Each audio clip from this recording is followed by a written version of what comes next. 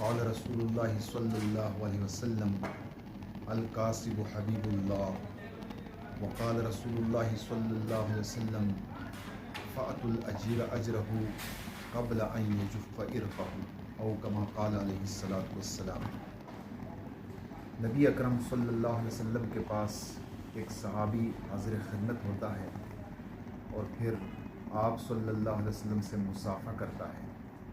تو نبی اکرم صلی اللہ علیہ وسلم نے جب اس سے مصافحہ فرمایا تو اس کے ہاتھ کے اوپر چھالے پڑے ہوئے تھے۔ نبی اکرم صلی اللہ علیہ وسلم نے پوچھا، اے میرے صحابی، آپ کے ہاتھ کے اوپر یہ چھالے کیوں پڑے ہوئے ہیں؟ تو اس صحابی نے عرض کیا، اے اللہ کے رسول صلی اللہ علیہ وسلم، میں محنت مزدوری کرتا ہوں، مزدوری میرا پیشہ ہے اور میں محنت مزدوری کر کے اپنے بچوں کا پیٹ پالتا ہوں۔ تو نبی اکرم صلی اللہ علیہ وسلم نے اس کے ہاتھوں کو اپنے ہاتھوں میں دبایا اور پھر ارشاد فرمایا، فأت الاجیر اجرہ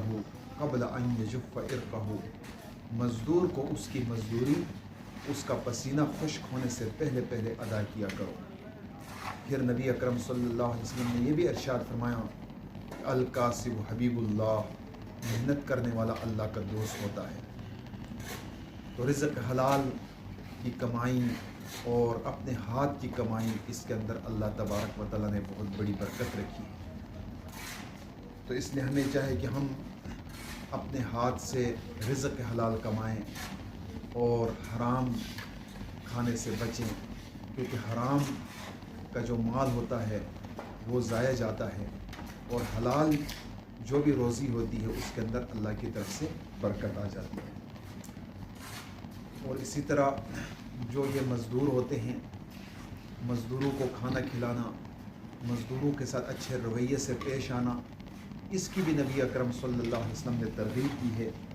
جیسا کہ حضرت ابو سعید خدری رضی اللہ تعالیٰ عنہ کی روایت ہے، ابو داؤد شریف کی حدیث ہے، رسول اللہ صلی اللہ علیہ وسلم نے ارشاد فرمایا،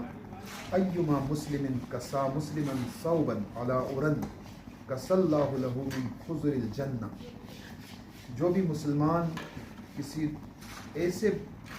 اللہ کے بندے کو کپڑا پہنائے جس کے پاس کپڑے میسر نہیں، تو اللہ تبارک و تعالیٰ اس کو جنت کا سبز ریشمی لباس پہنائیں گے۔ اور پھر فرمایا،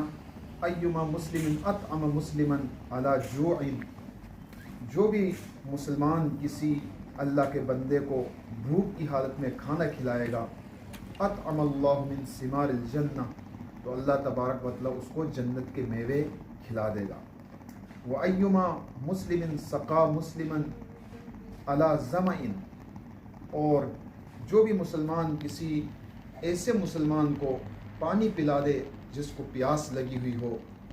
تو پھر اللہ کی طرف سے اس کا تحفہ کیا ہے، اس کا اجر کیا ہے؟ سَقَى اللَّهُ لَهُ مِنْ رَحِيقِ الْمَخْتُومِ، اللہ تبارک و تعالیٰ اس کو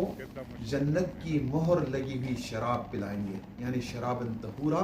اللہ پاک اس کو پلائیں گے۔ وآخر الدعوانا